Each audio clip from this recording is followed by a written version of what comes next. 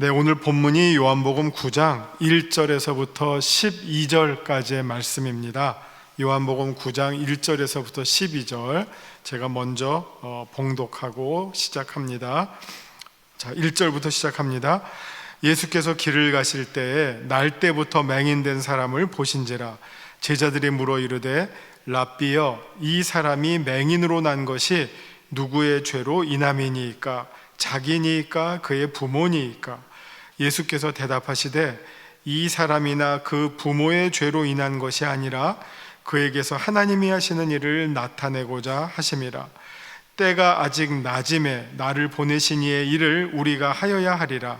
밤이 오리니 그때는 아무도 일할 수 없느니라. 내가 세상에 있는 동안에는 세상의 빛이로라. 이 말씀을 하시고 땅에 침을 뱉어 진흙을 이겨 그의 눈에 바르시고 이르시되 실로암 못에 가서 씻으라 하시니, 실로암은 번역하면 보냄을 받았다는 뜻이라. 이에 가서 씻고 밝은 눈으로 왔더라. 이웃 사람들과 전에 그가 거린인 것을 보았던 사람들이 이르되 이는 앉아서 구걸하던 자가 아니냐? 어떤 사람은 그 사람이라 하며 어떤 사람은 아니라 그와 비슷하다 하거늘 자기 말은 내가 그라 하니, 그들이 묻되 그러면 내 눈이 어떻게 떠졌느냐?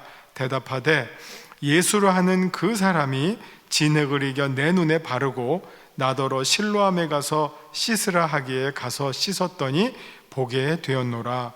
그들이 이르되 그가 어디 있느냐? 이르되 알지 못하노라 하니라. 아멘. 자, 말씀 요점을 보고 본문 들어가겠습니다. 초막절의 주요 주제인 빛에 대한 구체적 사례를 예수님께서 맹인을 치유하시는 그 치유 행위를 통해서 또다시 보여주는 말씀입니다.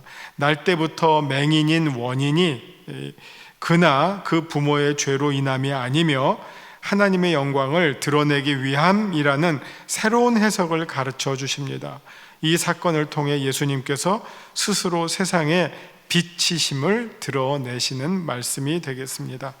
자, 1절부터 보죠. 예수께서 길을 가실 때 날 때부터 맹인된 사람을 보신지라. 어떤 그 길가에 맹인이 거리인에 행색을 하고 구걸하고 있는데, 사실 눈이 안 보이면 무슨 일을 할 수 있겠습니까? 정말 아무 일도 할 일이 없겠죠. 할 수가 없겠죠. 그래서 이 사람은 그냥 운명적으로 먹는 것도 누가 먹여줘야 할 상황이고 음식도 가져다 줘야 하는 상황이고, 그래서 누군가의 정말 철저한 도움 없이는 100% 도움 없이는 살 수 없기 때문에 거린 역할을 할 수밖에 없었겠죠. 자, 2절을 보면 제자들이 물어 이르되 랍비여, 이 사람이 맹인으로 난 것이 누구의 죄로 인함이니까? 자기니까 그의 부모니까? 이 사람이 중간에 맹인이 됐으면 아마 좀 더 질문이 좁혀졌을 것 같아요. 아마 자기 죄 때문에 그렇게 된 거 아닙니까? 아마 이렇게 물었을 텐데, 이거는 이 사람은 날 때부터 맹인으로 태어났기 때문에 조금 그 원인이 넓어지죠. 본인의 잘못입니까? 부모의 잘못입니까? 그런데 이제 이 질문은 당시 사람들이 그냥 누구나가 다 일반적으로 이렇게 생각했던 시대였고요. 다 어떤 사람이 살면서 불행을 겪잖아요. 어떤 고난을 겪잖아요. 원치 않는 일들을 당하잖아요. 그러면 우리 모든 사람들이 제일 신뢰하는 법칙이 있어요. 법칙. 그게 무슨 법칙이냐면은 인과율이에요. 인과율. 인과율이라고 하는 말은 원인, 결과의 법칙이에요. 모든 일에는 원인이 있고 그 원인에 따른 결과가 이어진다 하는 거죠. 우리 아는 콩 심은 데 콩 나고 팥 심은 데 팥 난다. 뭔가 원인이 있으면 그거에 대한 결과가 있죠. 그거 이제 우리 모든 사람들이 다 공감하고 있는 법칙이에요. 그런데 이게 맞기도 하고 틀리기도 하는데, 사실은 법칙이라는 것은 100% 맞아야 돼요. 법칙인데 맞기도 하고 틀리기도 하면 이 법칙은 무슨 법칙이에요? 써먹을 수 없는 법칙이죠. 그렇죠? 한번 제가 질문할게요. 열심히 공부하면 다 좋은 대학 갑니까? 열심히 노력하면 다 성공합니까? 운동 열심히 하고 평소에 건강관리 잘하면 병 안 걸립니까? 꼭 그런 건 아니에요. 대체로 맞기는 하지만 다 맞는 건 아니에요. 거기에 함정이 있어요. 거기에 우리의 생각하는 그 생각에 한계가 있어요. 근데 그럼에도 불구하고 많은 사람들은, 대부분의 사람들은 그 인과율을 신봉하고 거기서 답을 찾으려고 해요. 착하게 살면 구원받는다. 맞을까요? 착하게 산다는 말이 불가능한 말이에요. 착하게 살려고 애도 쓰지만 내가 알게 모르게 죄 짓는 일들이 많아요. 무슨 사기꾼들이요, 두 종류가 있어요. 처음부터 사기를 치려고 한 사기꾼이 있고요, 사기를 안 치려고 잘 하려고 했는데 어쩌다 보니까 어쩔 수 없이 사기가 된 사람도 있어요. 그러니까 악덕 기업주는 처음부터 부도랑 월급 안 주려고 하는 사람이 있지만, 또 어떤 사람들은 그거 주려고 했고 제대로 하려고 했는데 막 상황이 안 좋아지면서 자기 능력 밖으로 일이 벌어지면서 자기가 어떻게 할 수 없어서 부도도 날 수밖에 없고 월급도 못 줄 수밖에 없는 그런 상황이 또 나서 결국은 부도낸 사기업자가 될 수밖에 없는 경우도 많아요. 그러니까 이 세상의 일들이라고 하는 게 이렇게 간단하지가 않아요. 근데 이 세상 일들을 너무 간단하게만 생각하려고 하고, 아주 그 환원주의라고 하거든요. 어떤 축소해서 그냥 하나로만 그냥 매조지 하려고 하는 사람들을 우리가 근본주의자들이라 그래요. 근본주의자들, 원리주의자들. 그 설명이 맞는 것 같지만 실제로는 맞지를 않아요. 지금 여기도 똑같습니다. 소경이에요. 날 때부터 소경이에요. 엄청난 불행이죠. 이 사람이 이렇게 나고 싶어서 났습니까? 이 세상에 날 때부터 소경이 되고 싶어서 태어난 사람이 누가 있어요? 근데 그렇게 낳게 되었어요. 그러면 사람들은 이런 어떤 누군가의 불행을 보면 참 이상해요. 사람들의 마음이 왜 그럴까? 첫 원인을 궁금해해요. 왜 그럴까? 그러면서 그 원인을 자기 나름대로 찾는데, 그게 대부분의 사람들이 이런 원인을 찾는 거예요. 자기의 죄가 있었나 보다. 아니면 날 때부터니까 이게 유전처럼 되니까 이게 부모의 죄 때문인가 보다. 이렇게 사실은 그 맹인된 사람의 맹인이 된 원인을 다른 사람이 진단할 때 아주 쉽게 진단을 해요. 본인의 죄 때문일 거야. 자기는 그렇게 생각하면 되고, 심지어 그 사람을 향해서 말을 하죠. 네 죄 때문이야, 혹은 너의 부모 죄 때문이야. 자기는 말하지만 그 말을 듣는 사람은, 그걸 우리가 깐니마 또 깐다 그래요.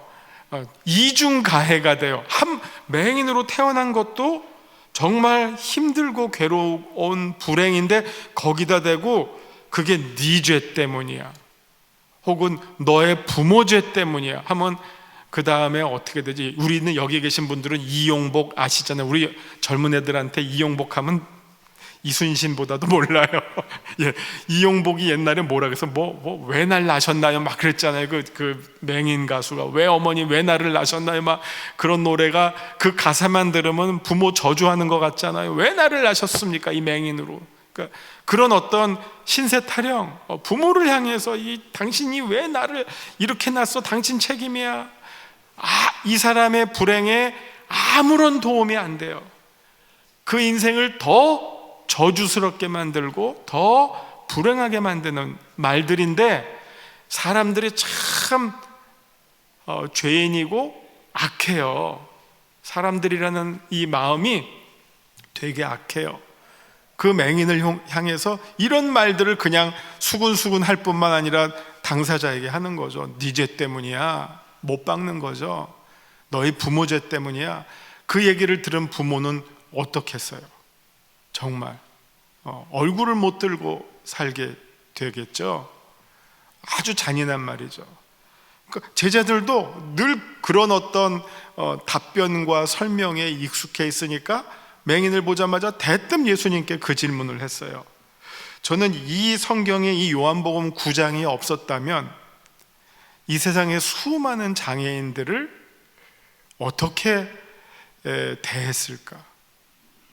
정말 기독교의 이 요한복음 9장은요, 이 세상의 모든 장애인들에 대한 진정한 복음의 말씀이에요. 이게 없었다면 이 세상에 있는 모든 장애인들은 다 이 소리를 듣고 살았을 거예요. 누가 이런 말을 합니까? 불교가 이런 말을 해요. 업보 때문이다. 너의 업보다.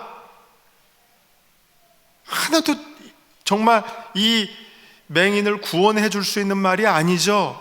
너 업보 때문이야.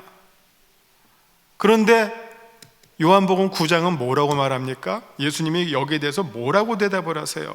3절 예수께서 대답하시되 이 사람이나 그 부모의 죄로 인한 것이 아니라 그에게서 하나님이 하시는 일을 나타내고자 하심이라. 자, 그 사람의 죄도 아니고 부모의 죄도 아니고 이제 하나님께서 이 사람을 향해서 어떤 일을 펼치실까 기대해보자. 그거예요. 완전히 초점이 왜 그럴까 해서 어떻게 보면 이제 과거, 아무 비생산적인 과거의 초점으로부터 아주 창조적이고 새로운 미래를 향한 이 사람의 회복과 이 사람의 구원을 향한 미래로 초점을 바꾸는 거죠. 죄를 보게 하는 것이 아니라 하나님의 이 영광, 하나님의 일, 하나님께서 펼치실 계획을 보게끔 만들어주는 것이죠. 참 이 본문은 어려워요. 사실 고난의 원인이 뭘까요? 고난의 원인은요 5만 가지예요. 수도 셀 수 없이 많아요. 여기서 죄가 아니라고 했지만요 죄인 경우도 있어요. 그리고 죄가 아닌 경우도 있어요. 수많은 원인들이 있어요. 여러분 인생에서 예를 들어서 병 하나 걸렸다. 무슨 병을 걸렸어요? 그러면 그 원인이 한 가지겠어요? 식생활도 있겠죠? 환경도 있겠죠? 평소에 운동을 얼마만큼 했냐 안 했냐, 생활습관, 식생활, 생활습관, 운동, 환경, 5만 가지의 원인들이 다 만나서 지금 이런 결과가 나온 거죠. 죄가 아니라고 할 수도 없고 죄라고도 할 수도 없는, 죄만이라고도 할 수 없는 여러 가지 원인이 있어요. 그런데 제가 보기에는 이게 죄 때문이다라는 생각을 사실은 누가 해야 되느냐, 우리도 이런 어떤 불행을 닥칠 수가 있잖아요. 경험할 수가 있잖아요. 이게 혹시 내 죄 때문이 아닐까라는 생각을 누가 해야 되느냐? 딴 사람이 하면 안 돼요. 본인이 해야 돼요. 혹시 내가 회개해야 할 게 있을까?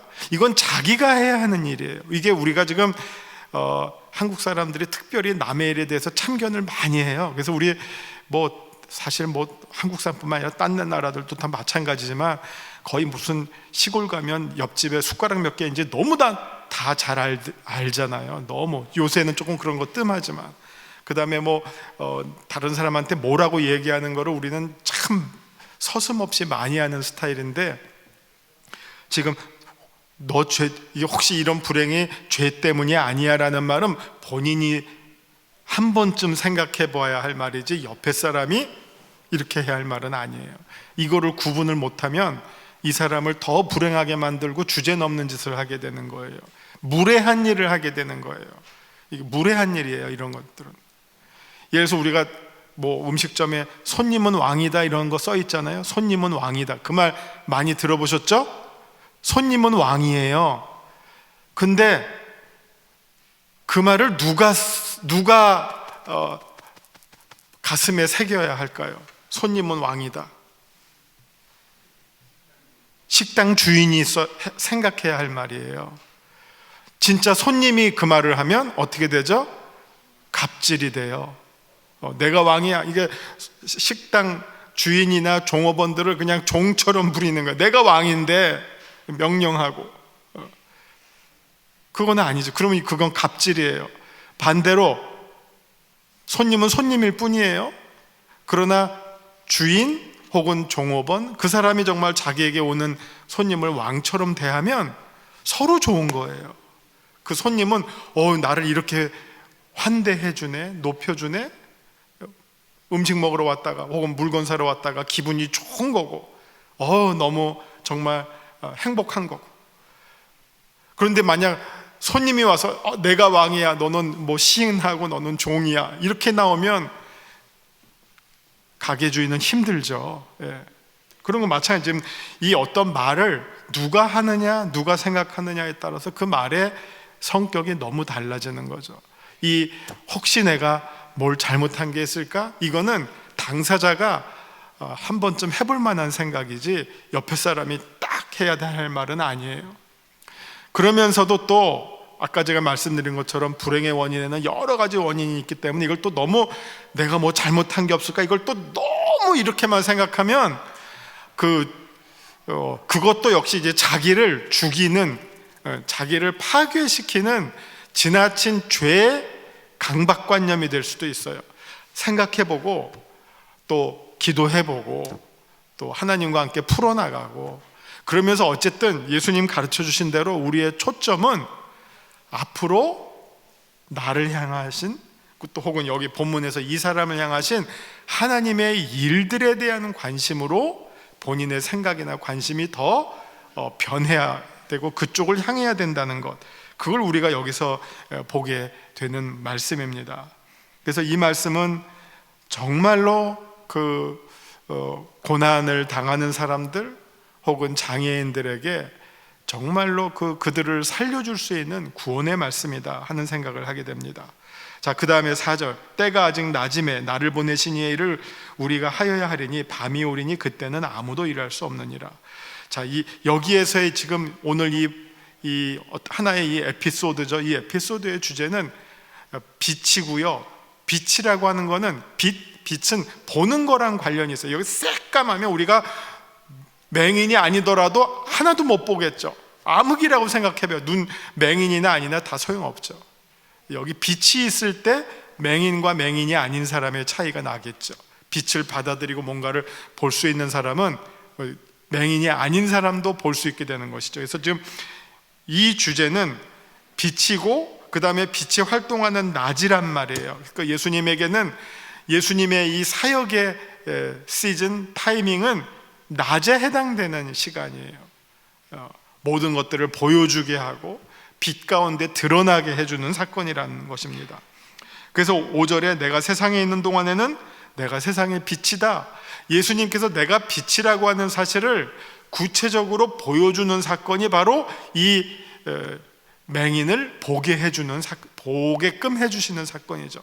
예수님은 빛이시기 때문에 언제나 이 말을 기억하세요. 예수님의 사역은 예수님의 말씀에 대한 하나의 예예요. 이걸 뭐 주석이라고도 말할 수 있지만 예수님의 말씀에 대한 하나의 보기, example, 그게 예수님의 사역이에요. 예수님이 빛이시잖아요. 그러면 빛 끝이 아니라 왜 빛인지, 어떻게 빛인지를 이 사역을 통해서 보여주시는 거예요. 맹인을, 심지어 날 때부터 맹인을 보여주게끔 해주심으로 말미암아 예수님이 왜 빛이신지를 알게끔 해주시는 거예요. 드러내주시는 사건이라는 겁니다. 자, 그래서 내가 세상에 있는 동안에는 세상의 빛이다, 이 말씀을 하시고 땅에 침을 뱉어 진흙을 이겨 그의 눈에 바르시고 이르시되 실로암 못에 가서 씻으라 하시니.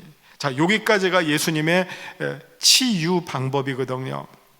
여러분 가운데 백내장 수술하신 분 꽤 되실 거예요. 아마 이 연세 되시면 백내장 수술하신 분 꽤 되시는데 한 수술 시간이 몇 분쯤 됐죠?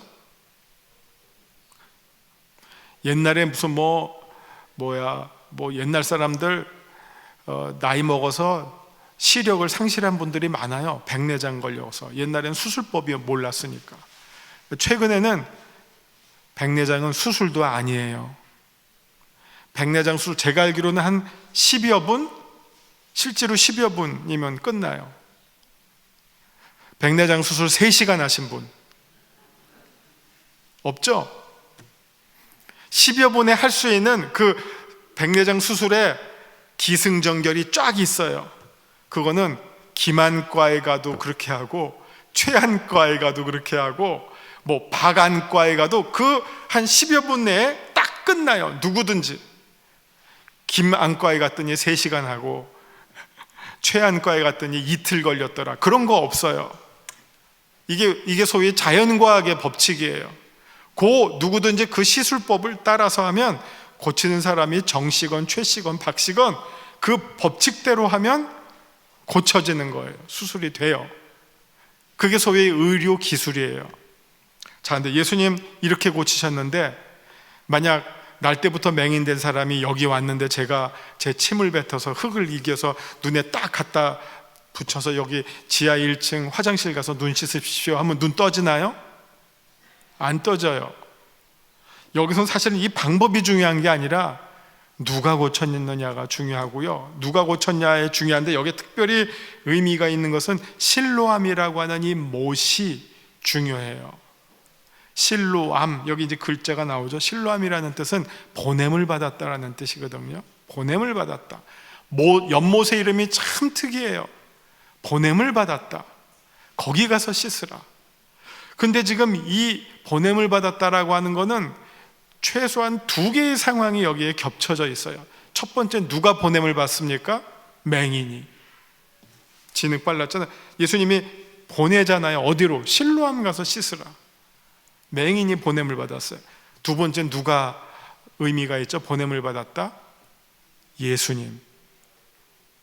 요한복음 3장 16절서부터 이 요한복음을 관통하는 아주 핵심 메시지는 요한복음 3장 10, 하나님이 세상을 이처럼 사랑하사 독생자를 보내셨어요. 갈라디아서 4장 4절 5절도 역시 예수님이 우리의 구원을 위해서 보내심을 받은 자예요. 이 실로암은 그래서 무엇을 상징하느냐? 실로암으로 가라고 보낸 분도 예수님이지만, 그 실로암이라는 이름의 뜻이 보냄을 받았다예요. 그래서 이 실로암 못이 예수님 자신을 드러내는 거예요. 그러니까 여기서는 방법이 중요한 게 아니라 실로암, 보냄을 받은 자가 그를 보낼 때 가서 씻고 눈을 보게 되었다 하는 이 예수님과 함께 예수님의 손을 통해서, 예수님에 의해서, 예수님의 보냄을 받아서 이 사람이 눈을 보게 되었다 하는 그 방법이 중요하다는 거죠. 그 사실이 중요하다는 거죠. 자, 8절 보면 이웃 사람들과 전에 그가 거린이었던 것을 보았던 사람들이 이르되 이 사람은 전에 앉아서 구걸하던 자가 아니냐. 이제 놀라운 경험을 하게 된 거죠. 맹인 거린이 갑자기 눈을 뜨게 되니까 놀라운 것을 보게 되죠. 그게 얼마나 놀라우냐 하면 9절에서 어떤 사람은 그 사람이라고 하고 어떤 사람은 아니야 그럴 리가 없어 이러는 거예요. 비슷하기는 한데 그건 아닌 것 같아. 이게 그만큼 믿기 어려운 일들이 지금 일어났다는 거죠. 그러면서 그들이 묻습니다. 그런데 이제 그 사람이 나 맞아 하는 거죠. 나 맞아, 그게 바로 나야 하니까, 그러면 도대체 어떻게 당신 눈이 떠졌느냐 하니까 다시 반복하죠. 그 사람이 예수님이 자기를 이렇게 해서 그대로 했더니 이렇게 보게 되었다 하니까, 사람들이 이제 그러면 그가 어디 있느냐 막 그 놀라운 일을, 표적을 행하신 그를 찾는 거예요. 자, 요한복음을 전체를 보시면요, 처음부터 표적이라고 하는 단어가 나와요. 요한복음 전체의 표적을 몇 개를 쫙 디스플레이하고 있느냐, 7개의 표적이 나와요. 7개의 표적. 첫 번째 표적이 가나의 혼인잔치, 그리고 오늘 이 표적 실로암 못가에서 맹인의 눈을 뜨게 한 게 6번째 표적이에요.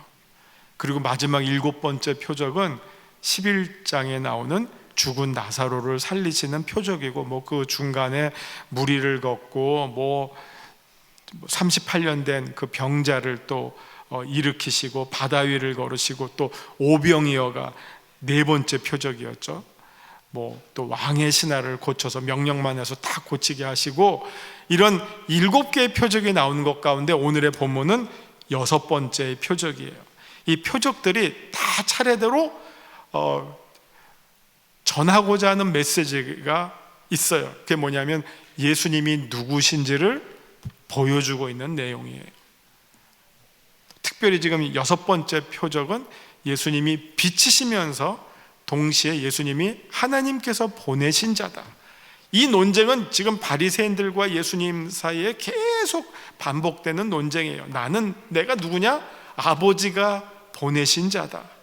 바리새인들은 이거를 믿지 못하고 지금 보아도 보지 못하고, 이 사람은 지금 보게 된 거거든요. 그러니까 이 사람은 육적 맹인이 눈을 뜨면서 영적으로도 눈을 뜨게 되는 결과를 보여주지만, 멀쩡한 바리새인들은 육적 눈은 떴지만 영적으로 맹인된다는 사실이 이제 다음 본문으로 계속 이어지면서 왜 예수님이 세상의 빛이신지를 잘 보여주고 말씀해주고 있는 내용입니다.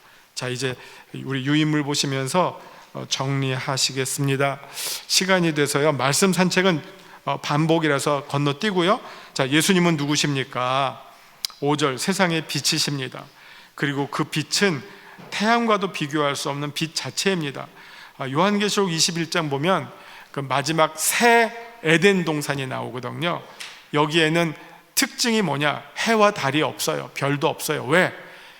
보좌에 앉으신 하나님과 어린 양의 그 영광의 광채가 너무너무나 뿜어 나와서 감히 어떤 빛도 필요가 없어요. 그 정도로 세상의 빛이시라고 하는 사실을 보여주고 있고요. 내게 주시는 교훈 무엇입니까? 2절과 3절을 통해서 사람들은 어떤 사람의 불행의 원인에 호기심이 많습니다. 말하기를 좋아하잖아요. 그리고 대부분 호기심에 그치지 않고 그 불행을 정죄에 사용하려 합니다. 이유를 댑니다. 그리고 누군가에게 그 원인을 전가합니다. 그러나 분명 불행과 고난의 원인이 죄로 인한 경우도 있지만, 우리의 관심은 그 안에서 그 문제를 풀어나가실 하나님의 일에 더 큰 관심을 두어야 하겠습니다. 그러니까 이거를 자꾸 그 죄로 볼 때는요, 그 어떤 이웃의 불행에 공감을 못해요. 저거 자꾸 죄로 하면 어떻게 되죠? 거리를 벌리죠. 더 불행하게 만드는 거죠. 그러나 그 사람의 고난과 불행에 정말 우리가 가져야 할 마음은 정죄하는 마음, 판단하는 마음보다는 먼저 같이 아파해주고 공감해주는 마음, 그게 필요하죠.